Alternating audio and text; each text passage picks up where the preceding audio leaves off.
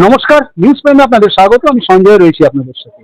এই মুহূর্তে আমরা রয়েছি উত্তর কলকাতার বরানগর অঞ্চলে, যেখানে আজ হিগাওয়ান্না গোজুরিও ক্যারাটেডো ফেডারেশনের উদ্যোগে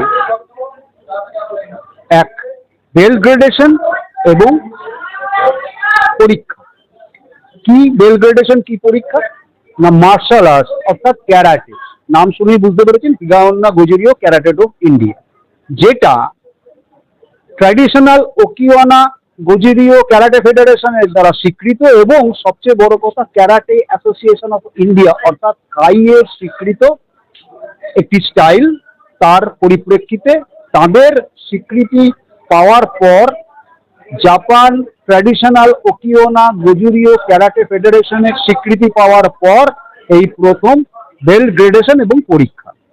আজকের দিনে দাঁড়িয়ে ক্যারাটে শুধু একটা স্পোর্টস নয়, আজকের যে বাতাবরণ, যে আবহ, তাতে বিশেষ করে মহিলাদের জন্য আত্মরক্ষার উপায় হিসেবে অনিবার্যভাবে শিক্ষণীয় একটি বিষয়। সঙ্গে পেয়ে গেছি এই হিগাওয়ান্না গোজুরিও ক্যারাটেডো ফেডারেশন অফ ইন্ডিয়ার যে দুটো স্তম্ভ, সেই শিহান দেবাশিস মণ্ডল এবং ফেন্সি দেবল বোস। কথা বলে নেব তাদের সাথে। শিহান দেবাশিস বাবু, প্রথমত নিউজ প্রাইম আপনাকে স্বাগত। আচ্ছা, এই যে বেল গ্রেডেশন এবং এক্সামিন, এটা তো ট্র্যাডিশনাল হিগাওয়ান্না গোজুরিও ক্যারাটে ফেডারেশন অফ জাপানের থেকে স্বীকৃত এবং ক্যারাটে অ্যাসোসিয়েশন অফ ইন্ডিয়ার থেকে স্বীকৃত। এখানে বাচ্চারা মূলত এই যে বেল গ্রেডেশন, এখানে কি কি হচ্ছে, কত বাচ্চা এখানে আজকে পরীক্ষা দিচ্ছে এবং বেল্টের উত্তরণ হবে তাদের?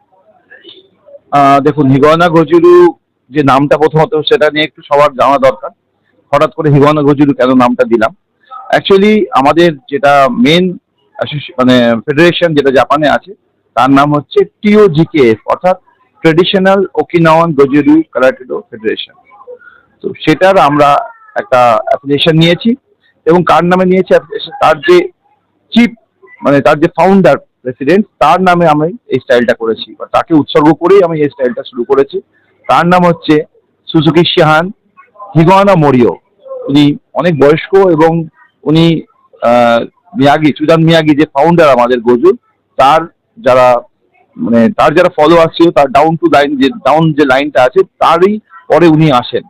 এবং উনি একটা এত বড় ব্যক্তিত্ব, সারা ভারতবর্ষ বললে ছোট তো হবেই, সারা পৃথিবী বললেও মনে হয় কম হবে।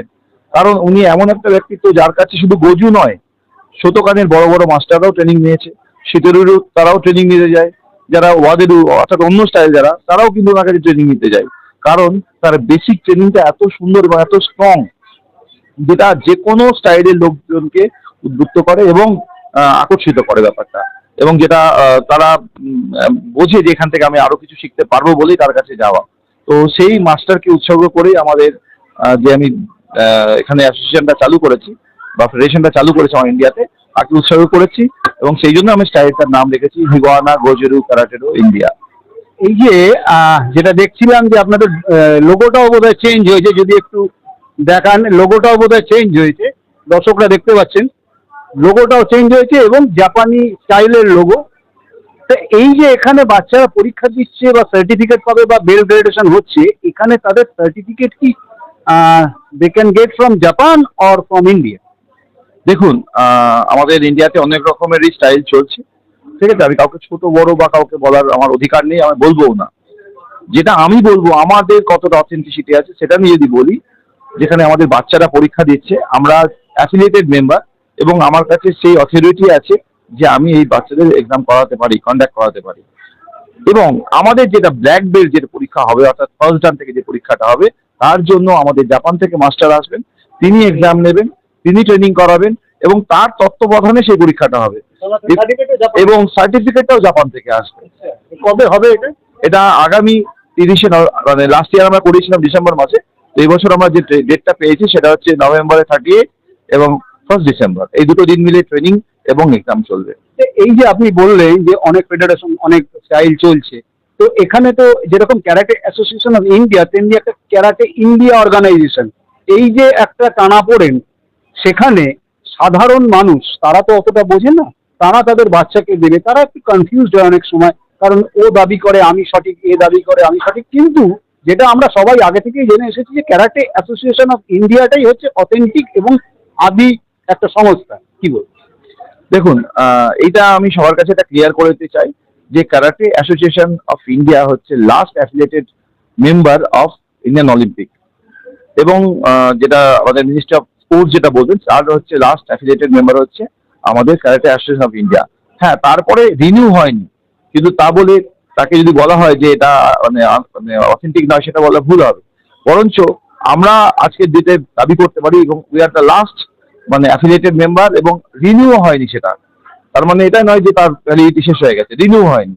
হ্যাঁ, তার পরিপ্রেক্ষিতে আমরা অনেক কিছু যেমন প্রোগ্রাম করতে পারছি, যেমন হচ্ছে স্কুল গেমস করাতে পারছি, বা ইউনিভার্সিটি গেমস করাচ্ছি, বা খেলো ইন্ডিয়ার মতো যে ইভেন্ট গুলো তাতে আমরা পার্টিসিপেট করছি এবং বাচ্চারাও খেলতে পারছে। এরকম আরো ইভেন্ট আছে, অর্থাৎ সমস্ত সরকারি কাজগুলো তো আমরা মানে একই সাথে করতে পারছি। এখানে কোথাও কিন্তু মানা নেই বা তোমরা করতে পারবে না, বরঞ্চ সেই দিক দিয়ে আমরা একটা সাপোর্ট পাচ্ছি, যেহেতু আমরা ক্যারাটে অ্যাসোসিয়েশন অফ ইন্ডিয়া থেকে বিলং করছি বলে। এই যে আপনি যেটা বললেন যে এটাই আদি সংস্থা এবং রিনিউ হয়নি, কিন্তু যেটা আমরা জানতে পারছি যে খুব জোর কদমে কাজ চলছে যাতে আবার ইন্ডিয়ান অলিম্পিক অ্যাসোসিয়েশন অর্থাৎ আইও এর দ্বারা এটা অ্যাফিলিয়েটেড হয়ে যায় এবং রিনিউয়াল হয়ে আগামী দিনে অলিম্পিকে যাওয়ার একটা প্রভিশনের কথা ভাবা হচ্ছে 2032-এ, যদি না আমি খুব ভুল করি। না, আপনি একদমই ঠিক বলেছেন। এটা নিয়ে একটা দেখুন, প্রত্যেক একটা ভালো জিনিস হতে গেলে তার জন্য প্রচুর বাধা আসে। সেরকম আমি মনে করি যারা অন্য সংগঠনে, আপনি একটা নাম বললেন, তো আমি কারো নাম না করেই বলছি, তারা হয়তো তাদের মতো করে চেষ্টা করছে, কিন্তু আমি একটা সংগঠন বানিয়ে ফেললাম, আর সেটা বাচ্চাদের কথা ভাবলাম না, আমি একটা ডাইরেক্টলি ওয়ার্ল্ড ফেডারেশন থেকে আমি একটা অ্যাপ্লিকেশন নিয়ে নিলাম, সেটা সিস্টেম নয়। কিন্তু এটা প্রত্যেক প্যারেন্টসের জানা দরকার। প্রসেস সবার জন্য সেটা সমান। ঠিক আছে, একটা যখন ফেডারেশন, অন্তত তার 3 বছরে তার একটা এক্সপিরিয়েন্স থাকা দরকার হয়।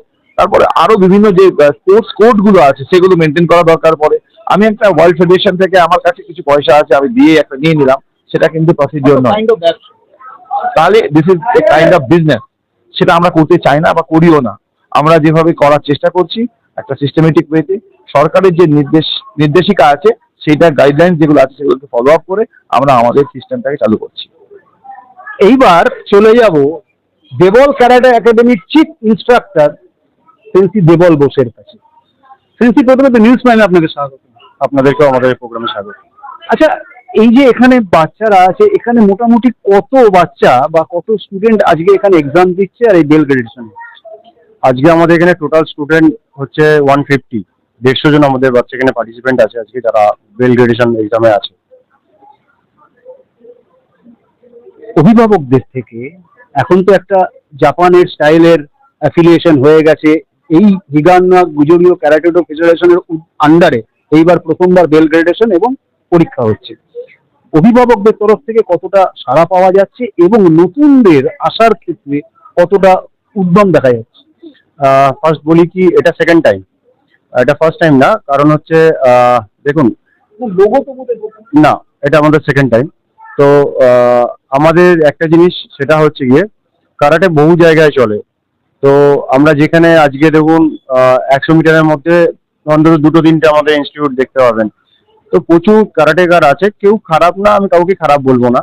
তো এটা আপনাদেরকে একটুখানি, যেহেতু দর্শকদের উদ্দেশ্যে আমার একটাই কথা বলার, নলেজ যদি না থাকে তো কারাটে ক্লাস চলে না। আপনার যদি সেই কোয়ালিটি যদি না থাকে, আপনার মধ্যে সেই প্রফেশনাল পাওয়ার যদি না থাকে, আপনার মধ্যে সেই টেকনিক যদি না থাকে, তাহলে আপনি বাচ্চাদেরকে কিছু শেখাতে পারবেন না। আর আজকে আমার কাছে 150 বাচ্চা আজকে পার্টিসিপেন্ট কেন করেছে? আজকে কিন্তু এই বাচ্চারা কিন্তু 1 মাসের বাচ্চা না, আজকে স্টিল নাও তারা বিগত 7-8 বছর ধরে প্র্যাকটিস করে আসছে। তো যারা আজকে ব্ল্যাক বেল্ট হয়েছে আমার কাছে, তারা 10 ইয়ার্স অলরেডি কমপ্লিট হয়ে গেছে। তো এখানে বহু ব্ল্যাক বেল্ট আছে যারা আপনারা দেখতে পাচ্ছেন। তো আজকে এটা স্টাইলটা যে আমাদের হিগুয়ানা গোজোরিও ক্যারাটে ইন্ডিয়া, তো এই স্টাইলটার মান্যতা যেই আহারে আমাদের বাড়ছে, যেইভাবে আমরা নিজেদের স্টাইলটাকে সারা দেশে আমরা যেভাবে ছড়াতে পারছি, শুধু দেখুন আমাদের কথার বিশ্বাসে তারা কেউ একসেপ্ট করছে না, তারা রীতিমতন আজকে নেট মানে ইন্টারনেট যুগ, তো সবাই এটাকে সার্চ করছে যে এই জায়গাটা কি আছে, বহু স্টাইল আছে। তো আজকে আমাদের এত রেসপন্স কেন? এই একটাই কারণে, যেহেতু স্টাইলটার একটা মান্যতা সেই লেভেলের আছে, কারণ সেই জায়গায় আমাদের একজন একটা মাস্টার এমন বসে আছেন যিনি মানে ওয়ার্ল্ড ক্যারাটে ফেডারেশনে বলুন কি জাপানিজ ক্যারাটে ফেডারেশনে বলুন, উনি একটা এমন একটা স্তম্ভ, 1 থেকে 3-এর মধ্যে যদি ফার্স্ট নাম আছে তো ওনার 3-এর মধ্যে নাম আছে। তো আপনি তো গ্রাউন্ড লেভেলে বাচ্চাদের শেখান বা গ্রাউন্ড লেভেল থেকে এদেরকে ব্ল্যাক বেল্ট করছেন, তো সেক্ষেত্রে দাঁড়িয়ে এই যে বইপোর কিছু সংস্থা আছে যারা ব্যবসার উদ্দেশ্যে এই যে ক্যারাটের নাম ব্যবহার করছে, সেই জায়গায় দাঁড়িয়ে কি কোনো অসুবিধার সম্মুখীন হতে হয় বা প্রতিবন্ধকতার সম্মুখীন হতে হয়? দেখুন, সেটা তো হতেই হয়, কারণ হচ্ছে গিয়ে কথা ফার্স্ট আজকে ধরুন কারাটে প্রত্যেকটা স্কুলে আছে, প্রত্যেকটা জায়গায় আছে। আজকে মনে করুন আমার কাছে যে বাচ্চাটা প্র্যাকটিস করছে সেই বাচ্চাটা স্কুলেও প্র্যাকটিস করছে, কারণ এখন স্কুলেও এটা কম্পালসারি করে দিয়েছে, সে বেঙ্গলি মিডিয়াম বলুন ইংলিশ মিডিয়ামে বলুন। আজকে আপনি আমার পদ্ধতিতে একটা প্র্যাকটিস করাচ্ছি, আমি আমার পদ্ধতিতে ওদেরকে একটা থিওরিটিক্যাল দিচ্ছি, আমি আমার পদ্ধতিতে ধরুন ওদেরকে একটা জ্ঞান দিচ্ছি বা আমি ওদেরকে কিছু বোঝাচ্ছি। আজকে স্কুলে গিয়ে ওটা আর একটা অন্য জিনিস শিখছে অন্য ফেডারেশনের তরফ থেকে। তো এই জায়গাটা কি হয় না, ধরুন আমি সবসময় চাইবো কি আমারটা বেস্ট বলতে, স্বাভাবিক জিনিস এটা। তো আজকে সঠিকটা বাচ্চাদেরকে যদি সঠিকটা আমরা যতই বলি না কেন, বাচ্চারা কিন্তু এটা বোঝে, আজকে প্যারেন্টসরাও বোঝে যে কোনটা সঠিক কোনটা বেঠিক। তো সেই জায়গা থেকে বাচ্চাদের রেসপন্স ভালো, প্যারেন্টসদের রেসপন্স ভালো, আমাকে ফুল সাপোর্ট করে। আর সেই জায়গা থেকে আমাদের যেভাবে এই যে আগেও বললাম আমি, যে শুধু আমাদের ইন্ডিয়াতে না, আমাদের বেঙ্গলেও বহু ইনস্ট্রাক্টর যারা আমাদের হিগোয়ানাতে জয়েন্ট হয়েছে, আগামী দিনেও জয়েন্ট হতে চলেছে। অর্থাৎ দুজনের কথা থেকে যেটা উঠে এলো যে স্টাইলটা বড় কথা নয়, সঠিক নির্বাচন করতে হবে কোথায় শিখলে সঠিকভাবে শেখা যাবে, সেটা ব্যবসার উদ্দেশ্যে তৈরি করা না শেখানোর উদ্দেশ্যে তৈরি করা। কারণ আখেরে গিয়ে নিজের আত্মরক্ষা নিজেকেই করতে হবে। যদি সঠিক স্টাইলে না শিখি এবং সঠিক সংগঠনের সঙ্গে না থাকি, তাহলে হয়তো আগামী দিনে সার্টিফিকেটের মূল্য নাও থাকতে পারে। কারণ যেমনভাবে আমরা দেখেছি অনেক কলেজ বিশ্ববিদ্যালয়ের স্বীকৃতিও বাতিল হয়েছে। অর্থাৎ সরকারি সংস্থার সাথে থেকে এবং সরকার নির্দেশিত পথেই শেখাচ্ছে এই হিগোয়ানা গোজুরিও ক্যারাটে ডো ইন্ডিয়া এই সংস্থা। এবং দর্শকদের একটাই এনাদের থেকে আর্জি যে আপনারা নিজেরা নিজেদের সচেতনতা থেকে বিচার করুন এবং সঠিক সংস্থা নির্বাচন করে এসে নিজের বাচ্চাকে শেখান আগামী দিনের আত্মরক্ষার উপায়। ভিডিও জার্নালিস্ট নিউজের সাথে নিউজ প্রাইমের জন্য সঞ্জয় সাহা, বরানগর।